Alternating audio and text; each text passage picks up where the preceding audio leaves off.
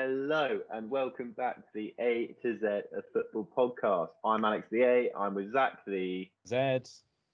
and there we go. Right, just before we get into the football chat, the high quality football chat, we have a couple of things to address.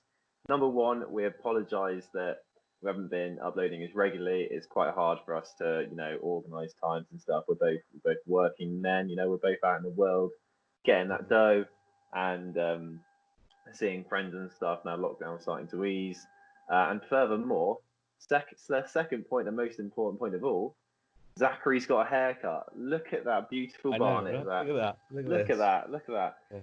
And we apologise to our viewers because we've had many episodes where Zach's trim has been quite frankly poor. You'd agree, wouldn't you? Yeah, I would agree with that. Yeah, poor. Yeah. So was mine. Mine was poor. But I feel a little bit just to say that you knew it was poor. Like you were looking at me going, "Fucking hell, he looks shit, didn't he?" It's just what I feel like the viewers would want. They just want a fresh trim, and they've got one. They've got one. We didn't get any complaints, but I imagine loads of people went, "I can't actually watch it. I'll just listen to it." That's what I assume happened. I'm hopefully a bit more presentable now, and we can actually have a good conversation. And no, I won't get bullied for where I look. But no. it was a long time coming. I know a lot of people are in a similar situation. So yeah, exactly. It's addressed now. We take all opinions on board on this podcast. You know what? We move. We move and we move forward. So without further ado, Zach, what are the topics we're going to be discussing today? Well, obviously, since we've had a little bit of time off, we're coming back now. Everything's ended. Premier League season is now over. We have new FA Cup champions, and of course, the transfer market is back open once again. We're going to talk about all of that. We're going to talk about champions. We're going to talk about relegation. We're going to talk about promotion. We're going to talk about transfers and the big targets for Burnley and Tottenham, our clubs, and also other key targets like Sancho, maybe coming to Man United as well. All going to get talked about in today's podcast. It's going to be very exciting. Yes, it's a big old episode, isn't it? There's a lot happening in the footballing world. I think we have to really start with the Premier League, don't we? And what happened in an eventful final day. Obviously, there was lots to be decided on the final day, wasn't there? There was top four, very tight top four race, very tight relegation race. Let's start. Let's work our way from up going down. Let's start. I'm not sure if you caught it, but the final day, and it was Chelsea Wolves and Man United Chelsea. Yeah. Going into those matches, what were you thinking? Well, I was quite confident that Chelsea would beat Wolves, which they ended up doing 2-0. Yeah.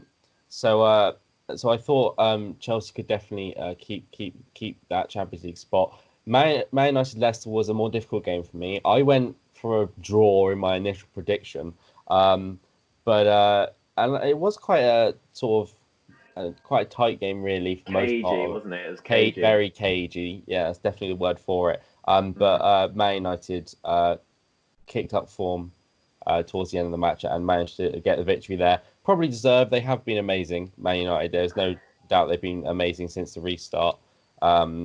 So Chelsea, Man United finishing third and Chelsea getting fourth. Leicester missing out, which none of us saw coming. It's a pity, really. But Jesse Lingard scored. So that says it all, really, doesn't it? Did you see that?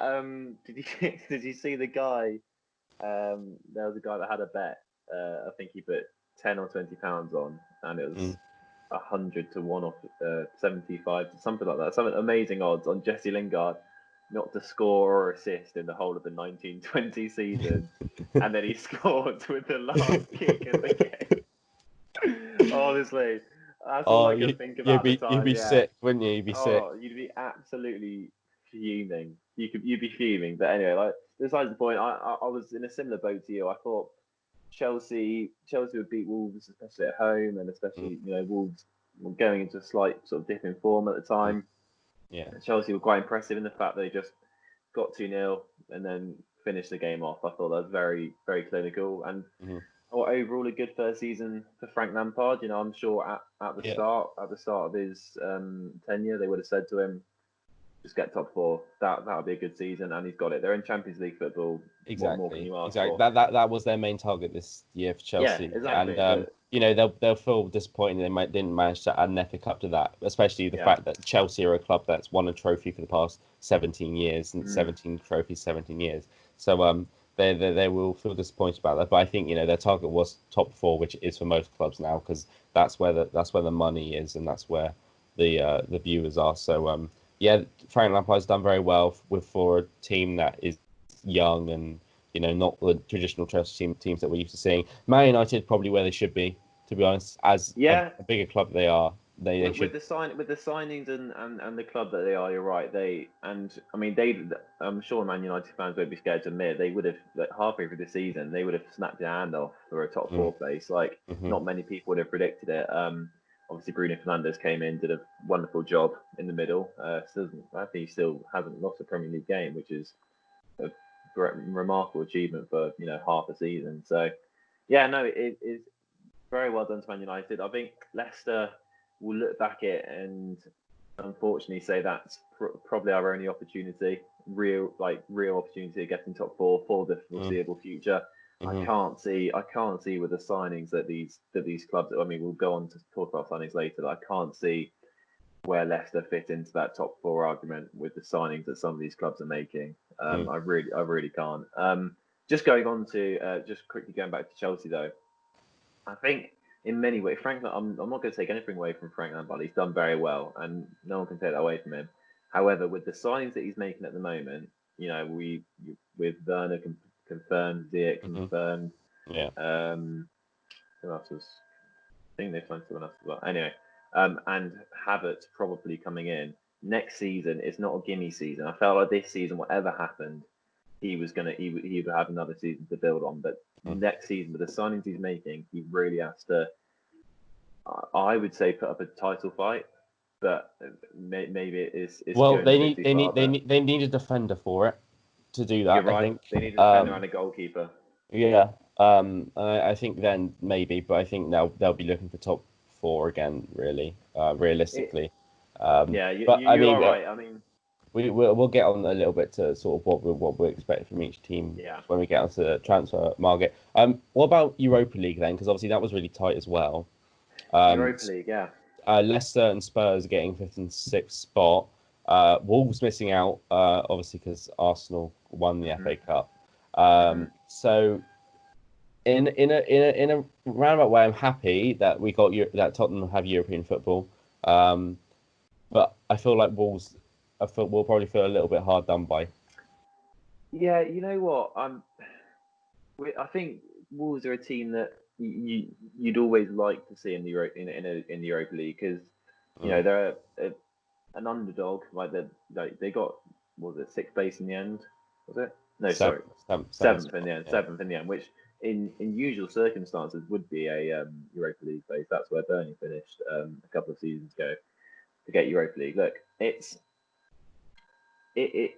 must be disappointing for them. However, I'm sure they won't. I'm sure they won't look back at it and feel like it's a failure of a season. At the end of the day, a club like Wolves finishing seventh, Mm. it's still a great season for them. And maybe without the distraction of Europa League, maybe that'll increase their form even more for next season's Premier League. Mm. Like there's all these things. I'm always torn personally as a fan of a club like Wolves. Obviously, Burnley may be a fraction behind Wolves and where we want to be, but Mm. I feel like I'm never sure if the Europa League is good for a club like that, just purely because Yeah. you feel like the sole first aim is to put a good performance in the Premier League, and with the Mm. distraction of Europa League playing on Thursdays, Sundays Mm. with a limited squad, it must be tough. However, Mm. Wolves have proved so far that they're doing it well this season. Yeah. So it's same side of the coin. Like I think they'll be disappointed, but ultimately, still finishing seventh for them is a very good season. Yeah, I agree. I think Wolves aren't one of the big six of the traditional clubs we think about. So for them to be in and around competing for European football, and I think the fact that it's still in the Europa League as well and could quite easily keep going as well. I'm still excited by that club, by that team, and I hope they can sort of cement their spot even more next season and be fighting for Europe again.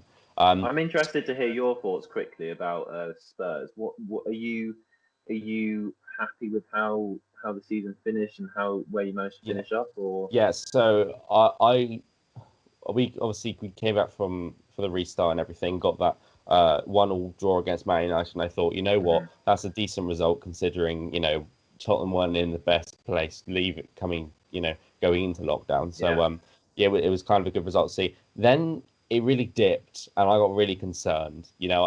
Bournemouth game, the Sheffield United game was awful. awful? I mean, abysmal at the highest standard. It was just disgraceful. And I really think Jose saw went in the dressing room and went, "Look, what you're playing at. What do you actually want from this club? What do you want from this game?" And since then we've really kicked on. Like, we've been quite impressive. I thought against Leicester, we were, really, really strong. For a team that was fighting for the Champions League as well, I didn't think it was going to be an easy game, but we took we tactically were really strong, and obviously Harry Kane's clinical in those sort of spaces. Your Newcastle game again, another good example. Arsenal. Arsenal, yeah, I mean, obviously, we North talked about that previously. North London derby is you're always going to step it up a little bit. That was a tough game, but we kept going, and I'm positive. I'm positive what Mourinho can do for Tottenham. Okay. I think it's small steps. I don't think he's talking about wanting to win the Champions League and stuff again. I'm more interested in just getting trophies on the board. Pick up a League Cup. Be impressive in the Europa League. Push to win it. We should be pushing to win that Europa League next season. Is your mindset now that because obviously, look, we can all agree that Poch, when he was there, look, he didn't win any trophies, but he brought this new style of play, and it was at times Tottenham played brilliant football, like really fantastic football. Obviously, Mourinho has a certain style of play. Mm-hmm. It's a bit more defensive minded, a bit more tactical, catch teams on the break, etc., etc. Mm-hmm. Are you in the mindset now as a Spurs fan where I don't care about how we do it, I just want trophies, or is there still a bit Yeah, of I don't care the how Poch bit in you? the the football under Pochettino was really good. It was really exciting. It was really sort of pretty. You watch it and go, "That's lovely football." That is, passing out from the back and being really quite clinical. Yeah, But I am at a point of, after watching all of Tottenham's games since restart and seeing sort of Mourinho's tactics and style being quite clearly shown, yeah, it's not pretty, but it was winning us games. We only lost one game since we came back, and I know that Sheffield United game was awful, but we've been, I don't care how we win games now. I am in that yeah, mindset. I don't care how we win games as long as you win them. And frankly, I think that's the most important thing in football.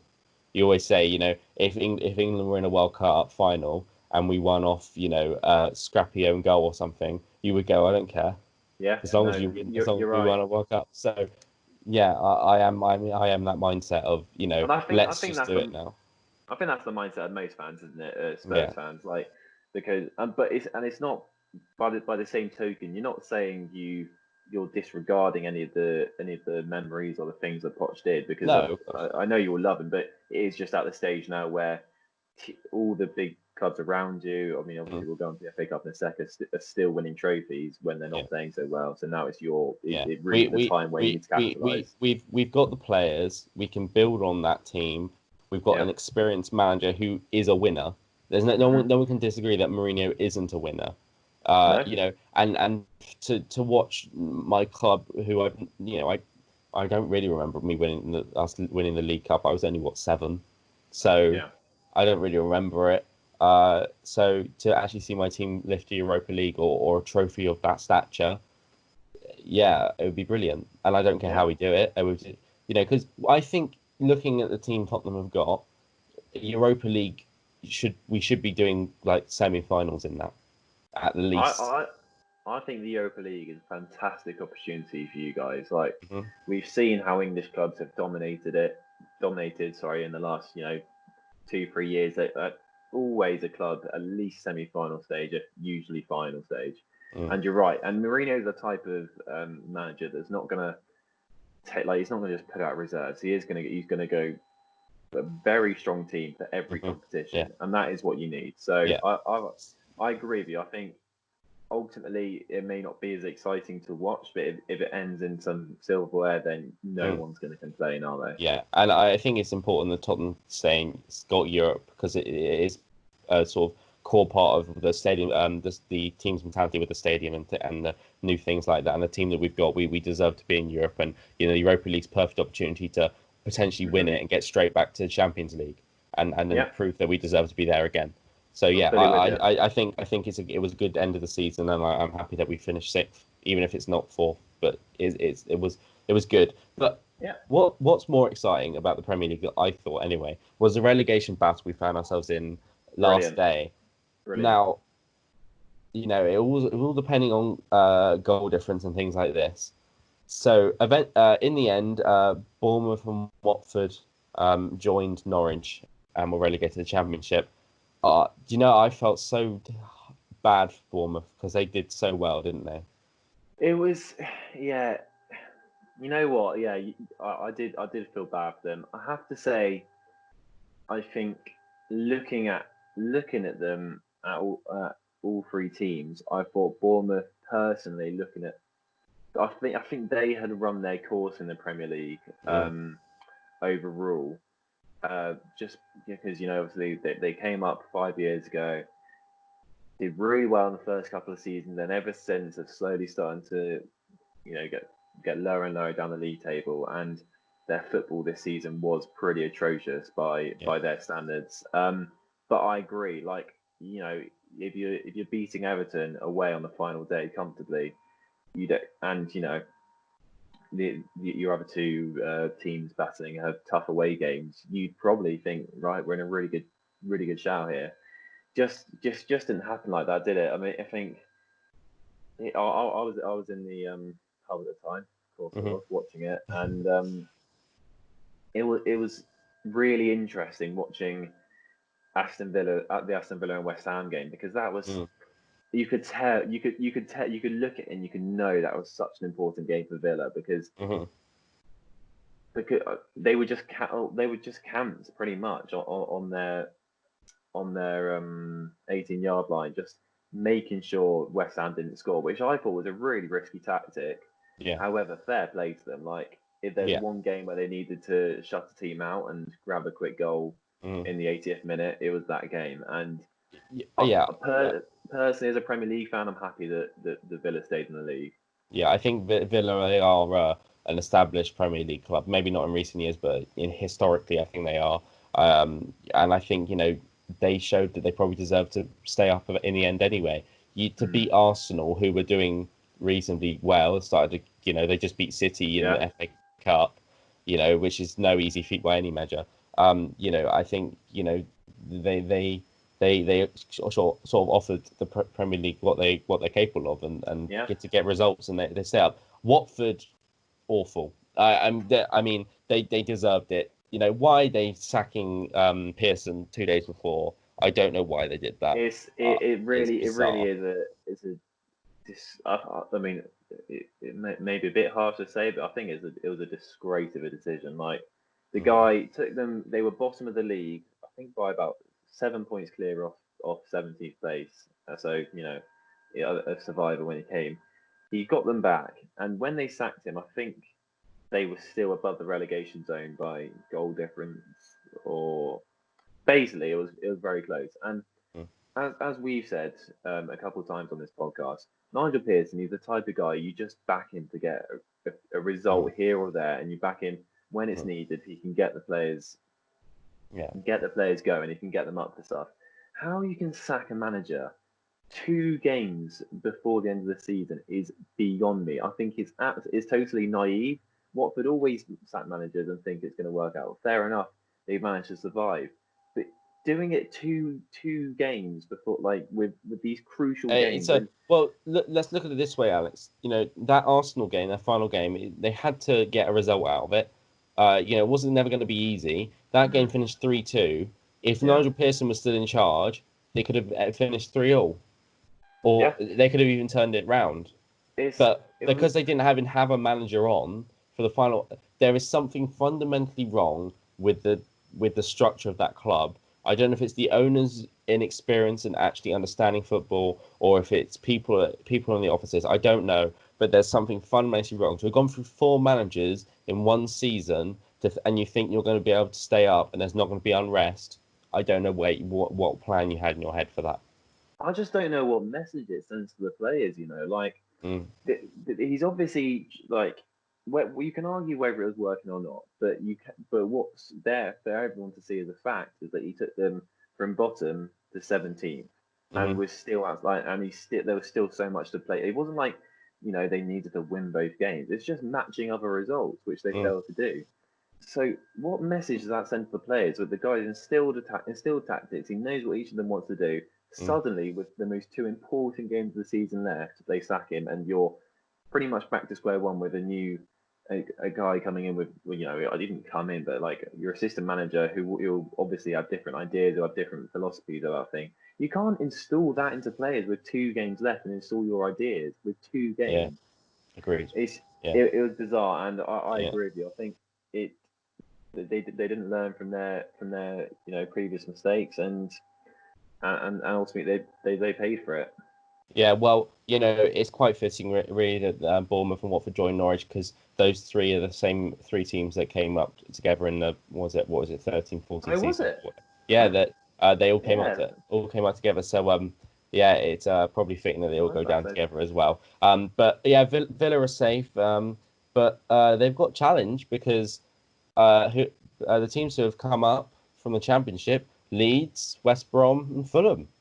Yeah, good teams. I will just quickly before we go on to the promoted teams, I will just say to Villa, they really need to learn from their previous mistakes. They've come up, Yeah. they spent 120 mil on unknown players from Hmm. different leagues, and they don't really know much about.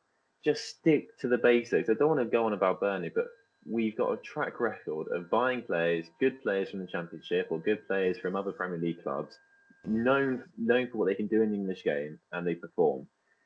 What's the point in spending 30, 40 mil on these players from like the Belgian league and the Dutch league and stuff, when you just don't know, like you have no Yeah. idea how they're going Hmm. to do. Yes, it could turn out brilliantly, but what are the honest We chances of that? we've seen it's almost like a playoff curse. They get all the money from winning the playoff final, and they get rid of the playoff heroes who have took them to Mm, that level, and they replace them with a load of subclass average players, yeah, because they know that they can bring in a whole new team. So it's always going to be difficult to build that chemistry, build that philosophy into that club. Fulham did it 2 seasons ago. They got absolutely wrecked, and they went back down yeah, again. The Fulham need to learn from their mistakes to survive this season coming. Villa, they were lucky this time, but really their performances weren't good enough to stay out for another season. So I no, hope that they buy little in this transfer window, and keep forming the team they've got, and maybe they can sort of be bit more comfortable next season. yeah, But totally agree. yeah, but they haven't got it easy. Leeds, West Brom, and Fulham are they're top clubs, really, I'd say. You know what? I'm really obviously. I think that I'm sure we'll both agree. Really happy for Leeds personally. Look, I Hmm. mean, you could Yeah. you could every football fan would probably have their thoughts on if their fans are too much, or the ethos, or whatever. But we all know Leeds are a huge club, and they do deserve to win the Premier League. And is as a someone who supports one of the lesser teams in the Premier League, I want to see the Premier League be the best it can be with the best Hmm. teams or the most history, because I just think it makes for a more exciting season. Agreed. Yeah.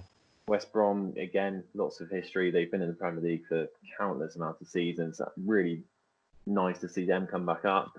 Um, Mm. I think nice to see Slaven Bilic back in management and doing so well. And lastly, yeah, the playoff final. Personally, I was really gutted that Brentford didn't manage to pull that one Yeah. off. I would have loved to have seen them come to the Hmm. Premier League. They've been so close so many times. They've had heartbreaks in promotion chasing seasons before. I'm not sure if you remember what's it? I think 5 6 years ago when they hit the bar with a penalty in the last minute to come up to the Championship. Doncaster went Mm, over there and scored, and they yeah. lost in the playoffs. And yeah, it was just, and also because obviously they're moving into a new stadium, like it would Yeah. have just been the perfect start to a Yeah. massive new chapter in their Uh, history. I will say though, Brentford, they had a chance to promote themselves. They could have got second place, promote themselves. They didn't take it. I think they lost to Stoke or They lost something. to Stoke 1 Uh, 0 and then they also lost at home, didn't they, to Barnsley? Was it? I believe. yeah, it was Um, something like that. I And think it these are was. teams that they were beating up all season. So I really I do think that they should have taken their chances, and they sort of paid the price for it. But You are yes, it would you have are been nice to see Brentford in the Premier League though, for sure.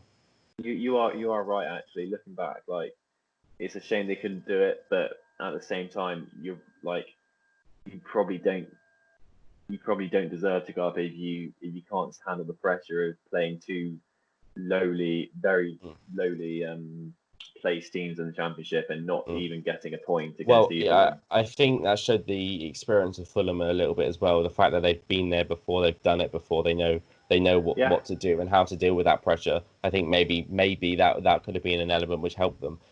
I'm personally happy that Fulham have come back up because that's where sort of the area I'm originally from. So I'm a sort of soft spot for Fulham. nice soft spot. Yeah, Yeah, they are sort of quite established Premier League teams that have been in the Championship maybe too long, especially Leeds. They're a massive club, so to have them back is really exciting. I don't know how they'll do. I feel like West Brom are going to be the team that struggle out of the three. Don't know why. yeah. Well, we've seen it with Bilic before, haven't we? When he was with Mm, West Ham, he needs a positive start to the season. Otherwise, you feel like they won't be able to get it back. I think it was two full seasons there. What the first of mm, which he propelled them to Europa League, and it was all because they started so brilliantly. mm, Then as like I think he had one win in his first 7 8, and he never looked like he was up for taking them back. I personally really like him as a manager, but I agree. I think they need to invest very smartly. I think the mm. one thing though about them is that I can't see any of their big players moving on. Um, No. because like like Charlie Austin, like Kieran Gibbs, like these are all players that feel like they've bought into West Brom as a club. They've got them back up. So you know, I am inclined to agree that I think Fulham would have learnt from their previous mistakes when they Hmm. last came up, and Mm. I think Leeds. I mean, Leeds just have so much quality for a Championship side under Bielsa's management. I think.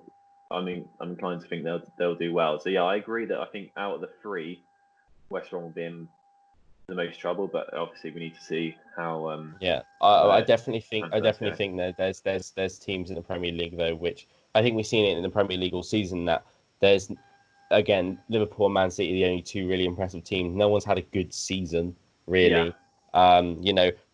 Tottenham got sixth spot with 59 points. That's the lowest amount of points that we've had in the Premier League since the 07-08 season, I think, or something. yeah, When we were like a quite established mid-table side. So mm, we can't sit here and say there's big clubs that they're going to have to fight against and things like that because there is, but a lot of the teams in there are very very could be swept into the relegation battle quite easily. West Ham, they could easily be in there again.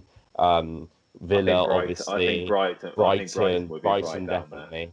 And especially obviously you say Leeds with Bielsa at the helm and the players they have, you can see them being quite comfortable in there, Hmm. and Fulham maybe as well. So I think one of the three will definitely get caught up in the relegation battle. There's no doubt about that.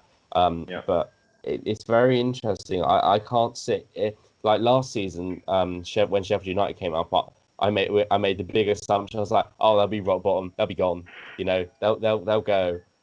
So I don't know, but they don't feel like teams that are gonna really struggle next season. So it'll be very fun to watch. It should be good football.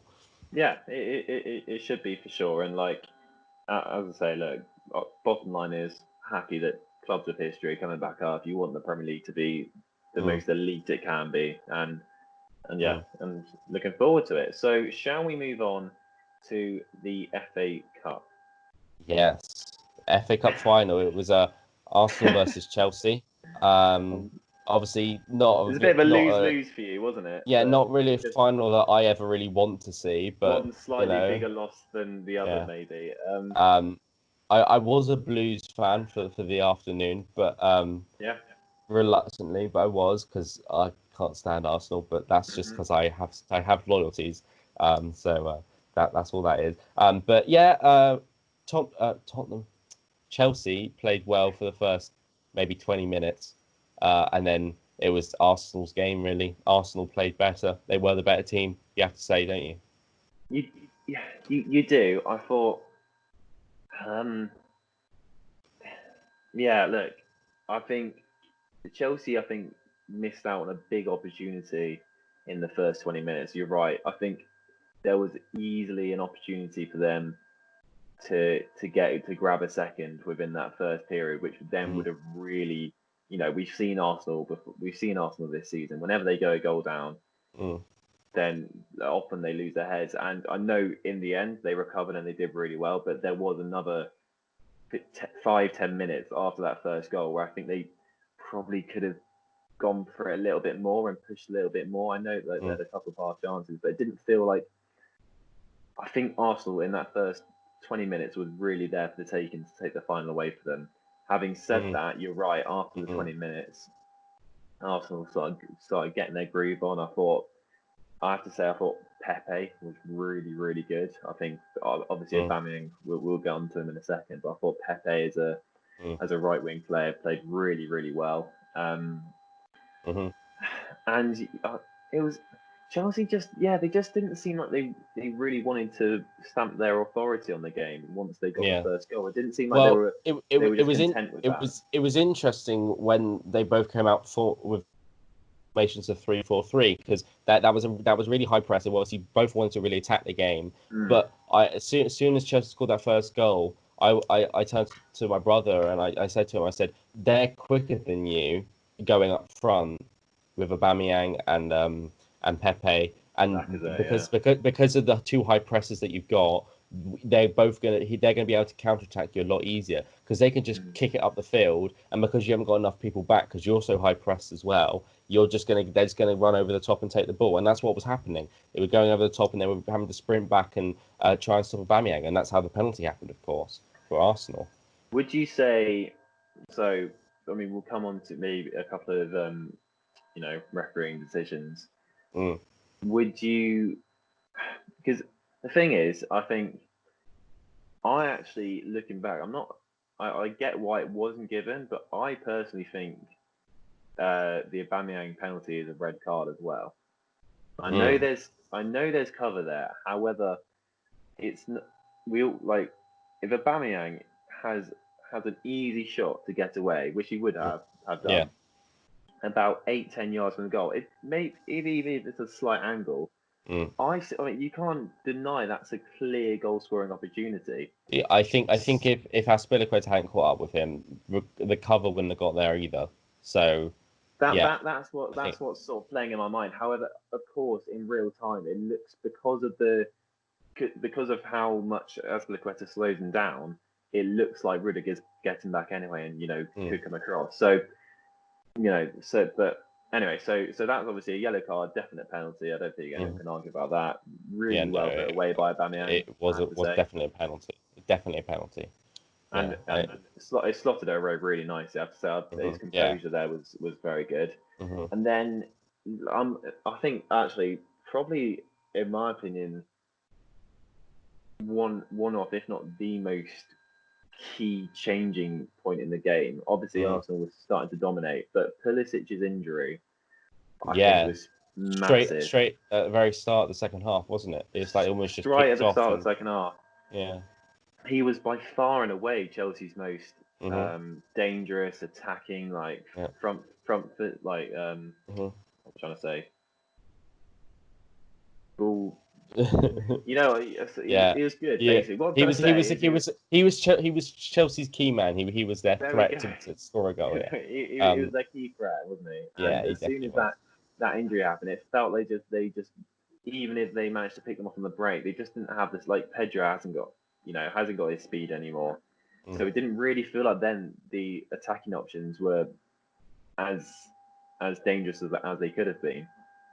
And then obviously that the second Aubameyang goal is world class, isn't it? Yeah, it was very composed from Aubameyang. He took it onto his left foot and easily beat Caballero. Going back to the Pulisic thing, I think if his hamstring hadn't gone on that sprint towards goal, he probably could have. I know he did get a shot away as he was sort of falling down Yeah, injured. But if he hadn't got injured, he could have quite easily put that away you're and very very true. made it 2-1. Um, Yeah, but it kind of all went wrong for Chelsea. To be fair, it all it seems to sort of fall apart around them, and Arsenal took advantage of that like they should have, and they did. So yeah, can't complain yeah. really. You have to praise him really. I think that Aubameyang was just. I mean, I wouldn't be ashamed to admit it. I actually didn't think Aubameyang was a big game player when he first came. I thought when he first came, there were lots of games where he went missing. Obviously, we can look to Baku last year. Where there was Mm, like away games against the top six. I thought hmm often he doesn't really have the impact he'd like on the game. But fair play in both the semi final and the final, he showed up in a big way, scored great goals, and mm. there's nothing I've been like corrected. Like he's proved me wrong like, at the end of the day. So yeah, so they go 2-1 up. Then obviously we have to talk about the red card to Kovacic. Yeah. There's just no way in a million years that's a sending off. No, I agree. I don't think it was a sending off, but the only thing with Kovacic is he was playing a dangerous game anyway. He got booked in the first half, and then about 2 minutes later, he was sliding in again. So That's true. That's true. I think he was always a player which I thought he could get sent off in this game. It was like Mm. every time he went for attack, I went they're looking to get him sent off. So the slightest thing could see him leaving the pitch, and yeah, it wasn't a red card, and VAR should be looking at that because that's what VAR's for, is for getting the wrong decisions right. That's what I And don't understand about it. they only say we only review potential red cards. And it's like that was a potential red That card. He was on a yeah. yellow card. Just because it's a yellow card challenge, really doesn't mean that if it's a second yellow, it's obviously a red, isn't it? So you need to check it, don't you? Because that's a red card offence. So yeah, I Uh, don't know. VAR needs to then definitely needs to be changes there. And once again, VAR came in with the controversy in a big game to sort of spoil the fun for the Chelsea fans. I But totally yeah, agree. And yeah, like you'd like to think that would be changed because how easy would it have been to just have a quick look, say, oh, mm, I mean, he's actually like trod on Kovacic's foot, like, hmm and then yeah, so you can do that in 20 seconds and say, yeah, it's not a foul. yeah, This is well, we can say it's a foul, but just play on it. yeah, They stay with the yeah, limit. However, as you say, first he was walking a dangerous rope anyway, and secondly, Arsenal were the better team at the point, and there was only 20 minutes left. So I know it yeah, obviously changed the game, but I hmm don't think any Chelsea fan can look at the game and say. And I think Frank Lampard said this really well in his post-match interview.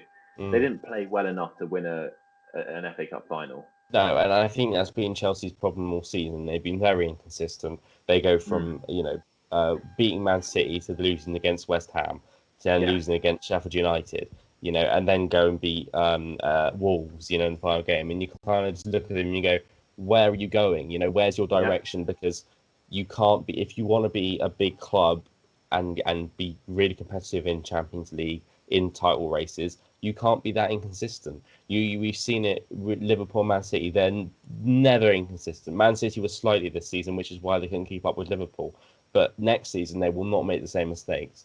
and they could, and then we could have a really long period of Liverpool and Man City dominating, because every other team can't keep up because they're either trying too much at once or not doing enough. So they get the inconsistencies that we've seen. And Chelsea, this is just another example of that. And Arsenal have been really impressive under Arteta. A question for you: Do you think Arteta will be a sort of will turn into this sort of world class manager, this sort of next generation of Peps? Yeah, I mean, obviously, it's very early doors, but I think for sure you can. The signs are there. Like he's been in the job 8 months. He's already won a trophy. It feels like the Arsenal players have bought into what he wants to do more, and it also feels like they've turned up for he's made them a sort of big game team to a certain extent. Obviously, you have the semi final and final. You obviously had Liverpool, and you had Chelsea away. You know, it's arguable like how much that actually meant, just purely because their league position wasn't brilliant at the time. But it feels like, and obviously Tottenham is the anomaly to that. So that's Yeah. the switch of it. Yeah, look, it's a very tricky one. Like, he's had brilliant training, obviously, under Pep, who is, whatever you think about him, he's a world class manager. Mm. I think with him, I mean, as we'll get onto very shortly, I think it's how he now what he's had a really good start, how he builds an end, and who he brings in, who he lets go, and yeah. But I think also one thing that's noted that I really do like about him is that it feels like he's not going to take any he's not going to take any shit basically from anyone. Sorry, I Yeah. mean, excuse me swearing, but it's like Özil, for example, obviously has an attitude problem. Right, you're not playing then. Guendouzi Well, obviously doesn't. Ozil should have gone years ago, Yeah, really. I agree. Um, If I was an Arsenal fan, letting him sit at home for 350 grand a week, I'd be fuming. no, It's not good enough. he's not even a world class player anymore. He's past his No, prime. for He hasn't sure. shown himself to be anything. His caliber of player of his caliber should be lighting up that FA Cup final, but instead he's on holiday in Turkey. So get rid of him. I think Arteta's right in that sort of attitude. But the big thing for Arsenal is Arteta's the right direction. He's obviously a competent manager. He obviously knows what he's doing. He's got a good philosophy running through that team already. Does that make Aubameyang stay though? Because they need a goal scorer, and Aubameyang scored 40% of all Arsenal's goals this season, which is a ridiculous statistic. Like That is, that. I think, what is it? They would have been, was it 18th or 17th without his goals? I'm pretty sure that was. I think they were Probably, 18th. I mean, yeah, that's probably true. So they need another goal scorer in there if Aubameyang goes, because Mm, maybe he'll stay now because they've won an FA Cup, but Arsenal don't win much more than FA Cups. I know that's come from a Spurs fan, and Tottenham don't win anything. I accept that, okay, but they don't win. They're not in with the big trophy. I don't see them. They're not in Champions League football. They haven't won a Europa League yet, which they should be.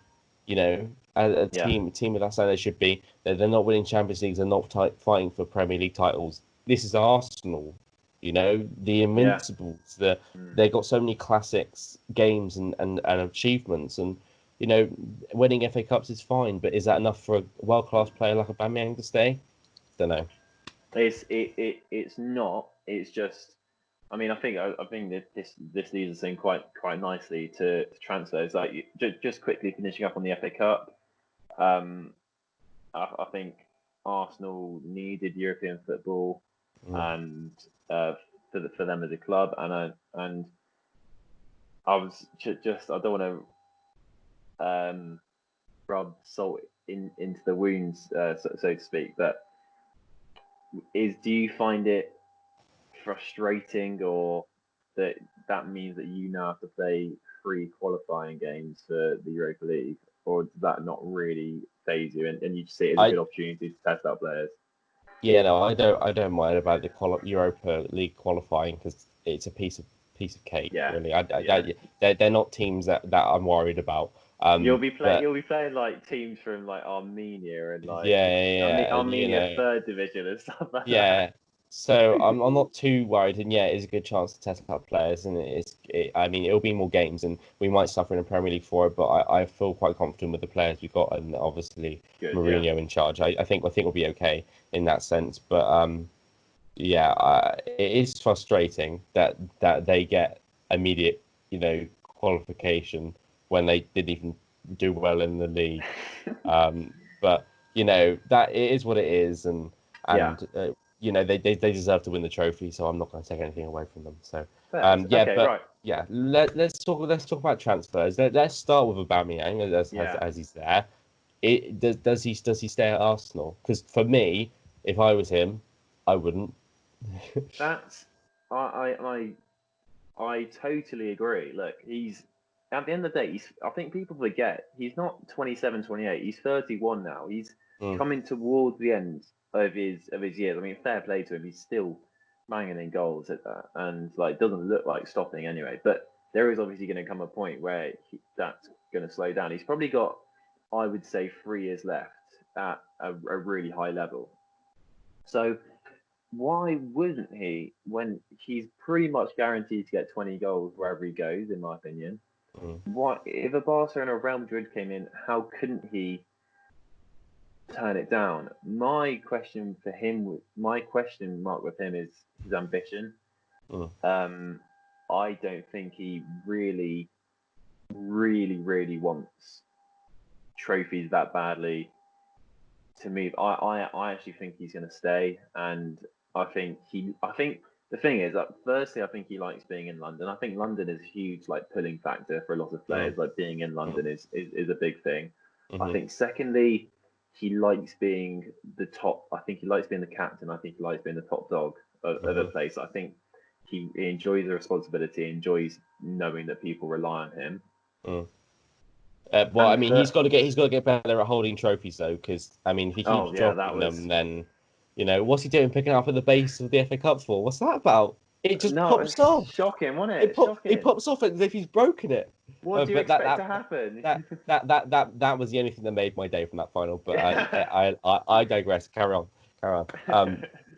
Sorry, yeah, no, but I think, yeah, and I think winning that FA Cup, and I think having Arteta, who clearly is just has put everything on the line for him so far, and just said, look, we're making you captain. You're gonna be the star of the team. Like, I can see you creating great memories. I think he's probably buying into that, and I've seen a few things that suggest he's going to stay. I mean, it's all social media clips, but apparently Arsenal were doing some filming around his his picture on one of the walls and stuff, and around Mm, Thierry Henry, who also was a number 14. So the mm, signs are that he's going to stay, and obviously in the current situation, it's probably unlikely that people would shell out a lot of money for him to leave. mm. But personally, I agree with you. If I think now is the time where he's at the top of his game, where if he really wants to prove himself as one of the best ever strikers, or I mean, probably Mm, not the best ever, but one of the elite strikers, then he has mm. to move. He has to. Yeah, I think you have to when you get to his sort of age and his time in his career, you have to sort of take. You've done Germany, you've done Premier League. Maybe move on to Spain and look there. But if he wants to stay at Arsenal, they're not going to say no. He is their key player, and like I Mm. say, I think he does like being captain, having that responsibility, and he might want to be there and sort of take on even more responsibility as the team Yeah, grows. Obviously, younger players like Saka coming through and players like that. I think it could be a good time for Arsenal, and Arteta seems to have the right managerial philosophy to yeah. push that team forward. And maybe that is something he wants to do. I mean, we'll have to wait and see. I haven't seen anyone really that interested in him, like one No, specific club like chasing him down. So I mean, he could quite easily stay because of that. But another player that has had loads of media attention and will continue to, and may even be a Man United player by the time people listen to this podcast, is Sancho. yeah. Look, so we've obviously, I think we've done a couple of episodes, haven't we, Mm, where we've discussed future transfers, mm, and we've talked about Sancho in the Bundesliga. Look, everyone knows phenomenal talent. And we said personally for us, we Mm. would have liked to have seen him stay another year at Dortmund to keep on improving in a team that he knows and a team that he's very familiar with. But it does, I have to say, it does as an England and a fan, like you want the Premier League to be the best it can be. I'm really Mm. excited because it does look like it's going to get done. I think Mm-hmm. a 5-year contract, I mean, ridiculous wages, and personal terms, I think have all been agreed. So Yeah. I think it's pretty much just a matter of time now. And what a signing! Like it's expensive. I think it's going to be around the 105 million mark. Yeah. Which There's been sort of criticism from Ed Woodward and the Man United board saying that's extortionate for the sort of climate that we're living in at the moment, which is fair enough. I mean, I don't think I think 80 million is a fairer price. But I think it will happen anyway. I think Man United will get out their checkbook because you know you with the talent that Sancho is and with what he can bring to that Man United squad, which is a young, growing and sort of forming squad and is already sort of got the core with Fernandes and Pogba in the middle.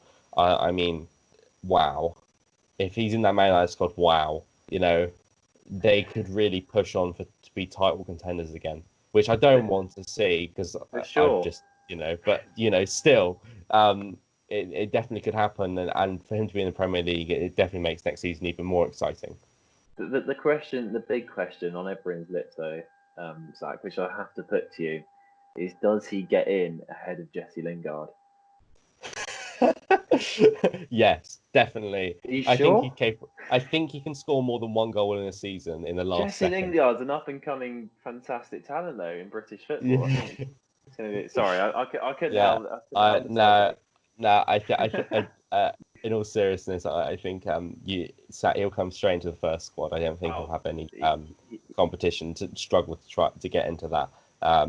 Martial might be a bit upset, but he likes playing down through the middle now anyway. So yeah, it I, should be. It'll be I think fine.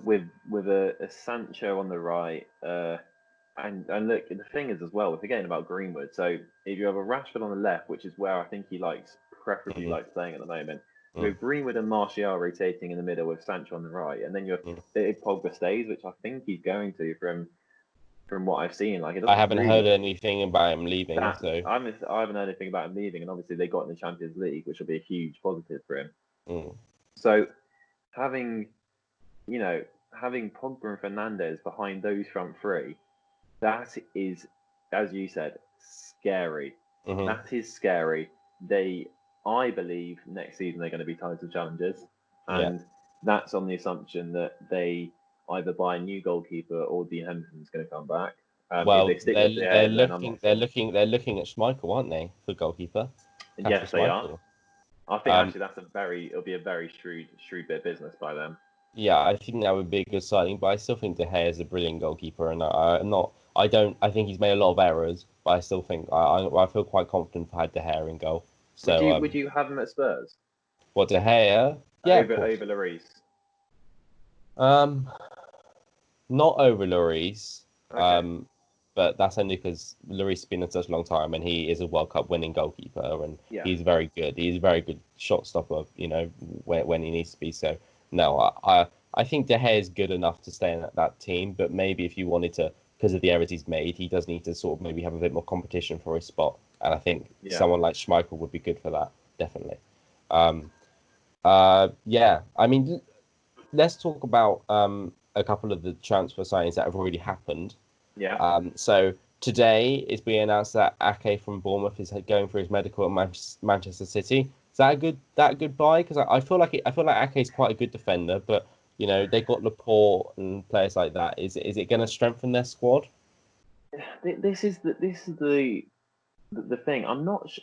I get obviously that Man City have got him. I mean, fair play. Like it firstly, I think 40 mil is a bit too much for a relegated defender. That Hmm. I mean, he's clearly. I mean, it's a bit of maybe I haven't watched enough of Bournemouth to say, but if you're getting relegated and your defense has been pretty shoddy all season, then why is he costing 40 million? But besides the point, I'm not. I just don't understand why other people it didn't seem like they really had any competition for him. Mm. Like, I think for Spurs, he'd be a fantastic fit with Alderweireld Agreed. Yeah. possibly leaving. I Yeah. think for Arsenal, he'd be a brilliant fit with because we Hmm. know how shaky their defense can be.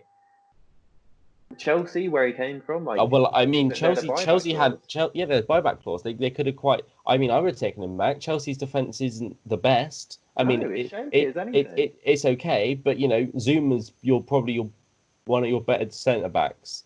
He comes Yeah. from Everton, and you know he makes mistakes. Mm. So to get someone who's probably one of the only shining lights from that Bournemouth squad, then you know I don't know why they didn't do it because he already knows where he's come from if he goes back to Chelsea. He already knows what it's about. You know, I don't know why Man. I don't really know why Man City bought it unless they just want a bench warmer. And obviously, I would go if I was him as well because you get the money, don't you? So Yeah, I think, I think actually he probably will start only because I think that Guardiola's lost faith with Otamendi. I think mm, obviously when Laporte's fit, I think Laporte's one of the best centre backs in the league. I think he's mm, brilliant. And obviously they've got young Garcia next to him at the moment. mm, So you're right. I mean it's a classic another one where they spend a lot of money on a defender that could sit on the bench. mm, I'm really interested. I think. I mean, look. I mean, it's quite hard to say at the moment. I think probably it will turn out to be a good signing because I think Pep Guardiola can probably coach. He's obviously got talent. Everyone mm. recognizes that. So I think he probably can coach the best out of him. Um, but it's to be seen. Like if he slots right in and he fits in with their system, then it'll be a brilliant signing. But at the same time, I just think it's a little bit too much money for someone that hasn't proven himself Yeah, really I at all mean yet. they've also signed Torres from Valencia, I think it is, Yes, yeah, for Ferran Torres. a winger, which is going to be a tough position for him to fit into, especially with Sterling and the like. So yeah, that another player which City snap up, and you go, but where does he go in the squad? I thought they had all the best players already. So but I, again, I I have a good buy, so yeah, we'll see. I think it's a very good buy actually because I know he's done very well in that Valencia team, and I think what's good about him is that he's obviously got a lot of ambition because he Mm, left what from what I can see in this article that I've got up here, he left because he wasn't they weren't allowing him to take the captaincy at only mm, 20 years old. mm, So he's obviously got a lot of ambition and he wants to play at the highest level. And mm. I know he's done great stuff in the Liga. So yeah, so it looks so far Man City doing good business, I reckon.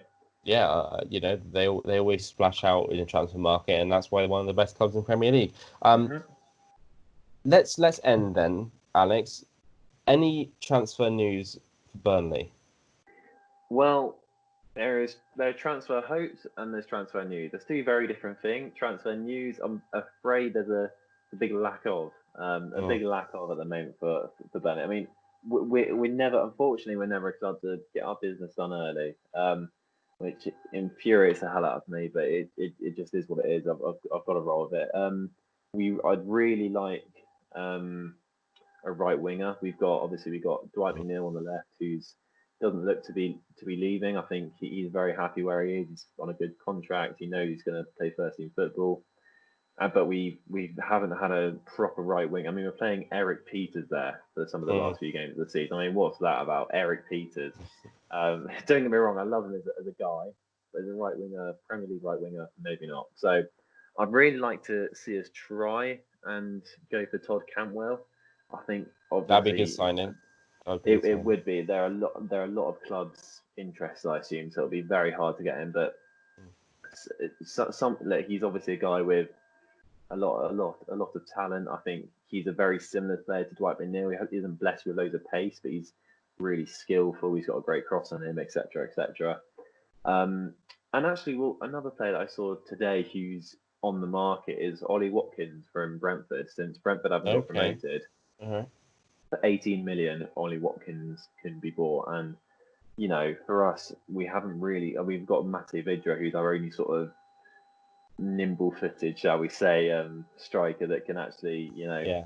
uh, has a bit of footwork about him.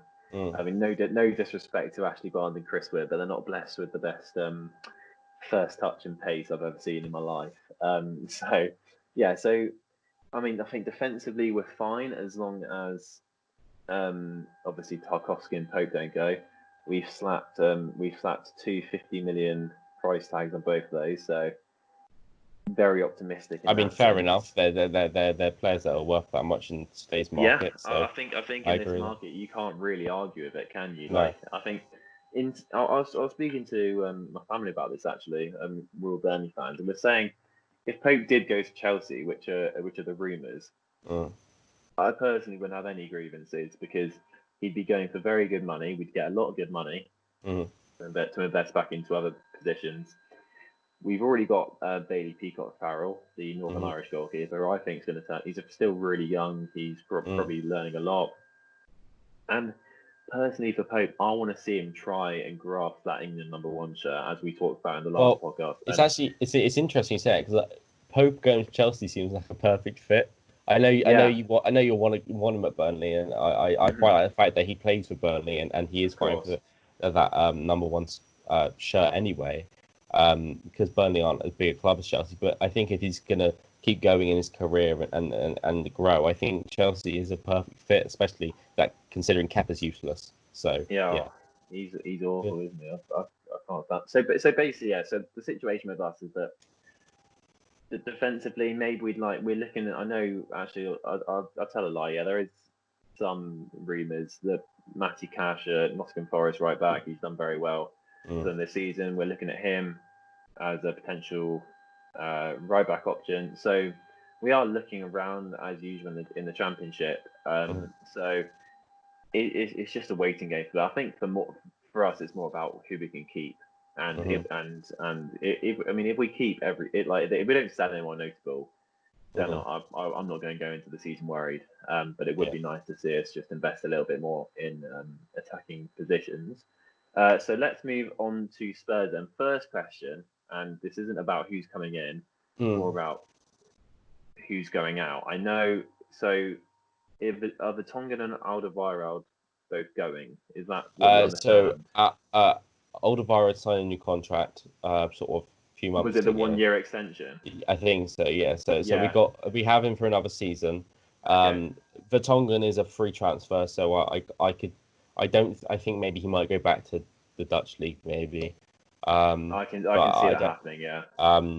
But fair enough to him. He's been credit to the team, and he's been a Hmm. very good defender. He's And been a it's a very good shame. servant for you. Yeah, it's a shame he's not anymore, but he is going. He's past prime, shall we say? So yeah, I think seeing him back in the Dutch league would be a good fit. Other people going out. Ndombele is obviously rumored. Barcelona might want Hmm. him, and Inter Yeah. Milan are talking about him, but he's still undecided, and Tottenham don't want to get rid of him. I don't really want to get rid of him either. I think he does have moments of clear quality, and I think he can get used to um, the Premier League and playing But for Tottenham. but do you believe that he has a place in Mourinho's plans? I think he can. I think he just there needs to be a sort of change in attitude and to sort Hmm. of steady himself. Sissoko had a similar problem getting used to Tottenham, but he obviously came from Newcastle, so it wasn't as bad. Um, but I think he can settle, and I think he should at least do next season and see how it goes. And if he's struggling to get in the squad, and if Hmm. he's still not playing to his potential, then yeah, definitely move on. But I think I always give players a couple of seasons at a club, because I think one season at a club doesn't really prove anything or show anything Hmm. really. So I always like to sort of see how he'll do next season. Um, but then we're getting I am is it Højbjerg from Southampton? Højbjerg from Southampton. Um, Yeah, I think that's a very good bit of business yeah. actually. I know he's Um, their so rock that in midfield. he had the most possession out of any midfielder or something like that. I don't know what the statistic is in the Premier League last season. He It's was top some of something anyway. He was top top of top top something. top of something, which is There you sort of go. an irrelevant stat really. But he's a good player to have in the squad, and Yeah, for sure. I don't really know where he fits because obviously we have players like Sissoko and Winks and those midfielders who are good. You know, I think. How do you? What's your formation again? Is it a 4-3-3? Is it a Oh yeah, 4-3-3. 4-3-3? So who was in that midfield at the end of the season? It was It was Winks. Uh, let's get uh, out of my head. I don't know. Sissoko. Sissoko and I can't bother. I don't even know my own team. That's how bad that is. I should be No, able to list it. I should be able to that's how list it much off like that. that's how Um, much you try to erase it from your memory. How? Let's just uh, have a look here. yeah. Because I think he's a very good. You're like when you say like I agree. Like he's a very sort of good like utility player. It feels Mm, mm, like he's a perfect to have in your squad. yeah. Sorry, I'm just purely on the basis of interest. Who was your starting 11 against Crystal Palace? Because you're right. Like you do want to see where they. Here we Well, go. the thing with Højbjerg You is had. he can sit back a little bit and be a Oh, sort of of course. CDM. So The Celso, of course. yeah, How did we what forget? our How do best we player, forget your and it's not best even in player? my Yeah. head. Yeah, Lo Celso obviously. So Lo Celso is obviously going to be a little bit more upfront, a little bit more of an Ericsson type player. And Højbjerg can sit back and sort of be the guy just in front of the defense. And I think Yeah. that formation can work. Obviously, Mourinho will have to work around it. I think he's a very good addition to our squad. I think he's a proven midfielder in the Premier League. You know, I don't know what price tag it is. I don't think it's much more than 20 million. I think So it's 15. I think it's 15. yeah, So I think, that's a brilliant bargain really yeah. for the type of player that he is. And you know, they've agreed personal terms with him. So we're on the right tracks. I'm pretty confident it's going to happen. Just Yeah. quickly before we move on to sort of who else you might like or positions you might like. Are Mm. you completely confident that Kane's still going to stay? Yeah, I think Kane will stay. Yeah. I think Kane will stay at least until January and see where we're at. Yeah. I definitely think that. I think he I think feels. he's smart enough to realize, isn't he, that like this season coming up is probably one of your biggest chances Mm. to get a trophy. And I Yeah, think he, I think toward obviously our performances towards the end of this season, last season, were kind of know the direction we're going in, and I'm quite excited to see that. I think Kane obviously was scoring lots of goals, so I think yeah, I think he'll stay for now. Obviously, another news going around Spurs is we're looking at Brooks and Wilson from ooh, Bournemouth. that'd be Um, a brilliant signing. which are good signings. My only I mean, Wilson's good as a backup for Kane, I think, Mm, because he does tend to get injured around Christmas time, and Wilson is a Premier League striker who's proven he can score in the Premier League. Brooks is young. He's a good sort of. He's like plays on the wing a little bit, doesn't he? Or just sort of in yeah, midfield. So he's yeah, he's a right or left midfielder. yeah. He's very good at both So positions. I think he's a good young addition as well, and I think he could actually work really well off someone like the Celso going through. Obviously, it's one of those things again where you go, where does he go in the squad? Because obviously we got Sonny and Kane and Celso and Mm. you know players like that, and it's tricky, but I think they're good additions. We're going to get them quite cheap, apparently, sort of 10 million, 15 million for both players. So another, I think, you know, I definitely would like to see them in it because I don't think they deserve to be in the Championship. They are good enough players to be in the Premier League, so and to give them a chance to play in maybe Europa League games and sort of be our key players in those sort of group stage matches, especially. I think But Brooks is we just need brilliant. yeah, we need a defender really. We need a Brooks defender. is going to be brilliant for you. I Mm, mean, he's he's been so unlucky with injuries. I think he was out for about a year. I think even mm, more maybe. yeah. With a knee injury, I think it was. And I honestly think if he was there for the whole of Bournemouth season, they would have stayed up. So that's how key he was for them. And I think Mm. he's just I the think it's a type of good player addition for sure. Mourinho wants. He'll be young. He'll be hungry. He'll really like. He works his socks off. Like personally, when he was doing well at Sheffield United, I was screaming. I was crying out for Burnley to try and sign him when Mm. like he wasn't as well known as he is now. But yeah, I'd be all for that. But sorry, to cut you off. I agree. You for sure need a good, probably two defenders. I'd say. Yeah, well, obviously there's Aaron's from Norwich who did okay this season. Good Um, right back, yeah. Good right back. Aurier potentially could be going to AC Milan, and that sort of chat coming out. Wouldn't be a I massive quite loss, would it? No, but I quite like what Mourinho started doing with him. Obviously using him as the key wing back who moved in and out sort of with Bergwijn and players like that. But I do think if we can get a replacement right back for him, then it would be maybe a swap deal, maybe or something like that.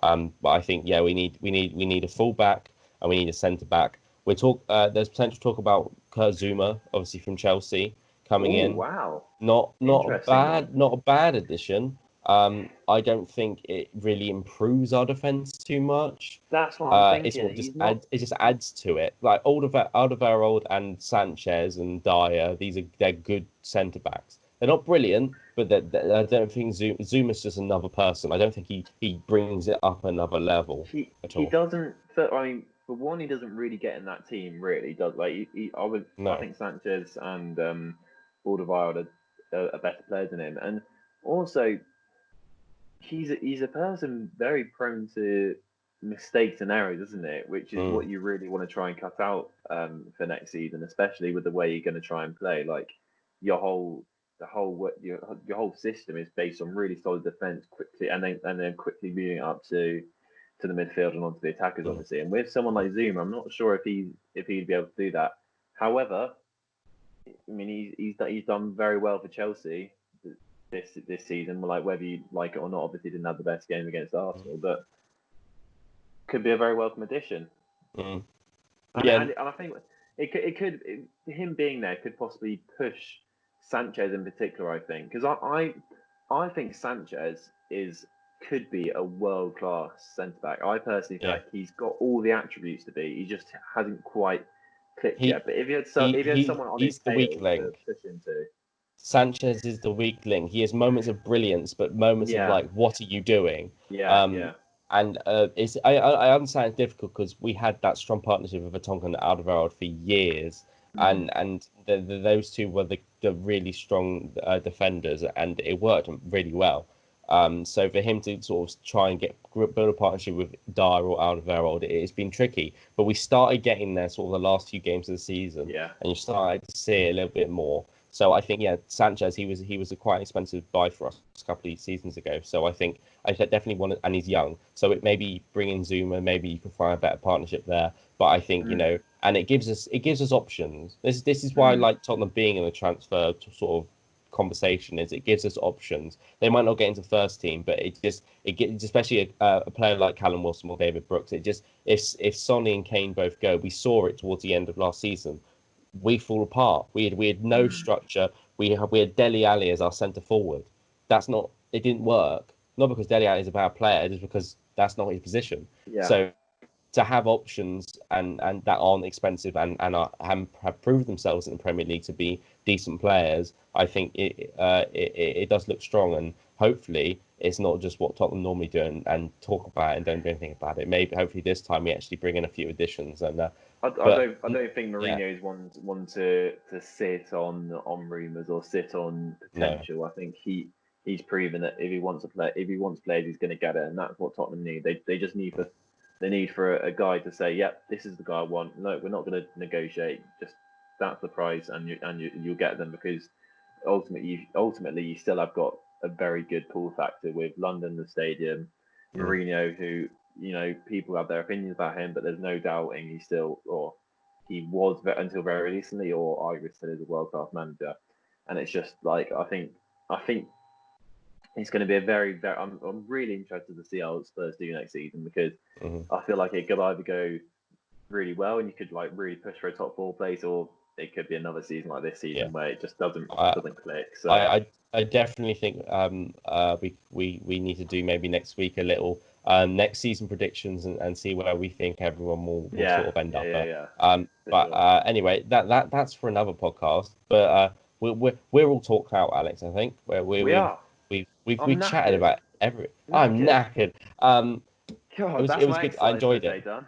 I've enjoyed it. We had good conversation, and hopefully everyone has enjoyed it and has enjoyed us nattering like two old women about football for the past hour or so. It's just what we love to do, guys. Yeah, as Zach said, we've both thoroughly enjoyed this podcast. Apologies if the uploads aren't as regular as they were at the start of lockdown. We are trying to we will be trying to do them more as possible. And obviously, when university starts up again, means that will be united as one again. Hopefully, maybe do some podcasts in the same room, which will be good fun. Hopefully, we can get into an actual studio and we can bring you some actual footage Face to we can face respond to content. it face to face, and we'll be reunited once again. But until then, thank you very much for listening. Thank you very much for listening, guys. I've been Alex the A. I've been with Zach the Z. Take care, and we'll see you all next time. Cheers.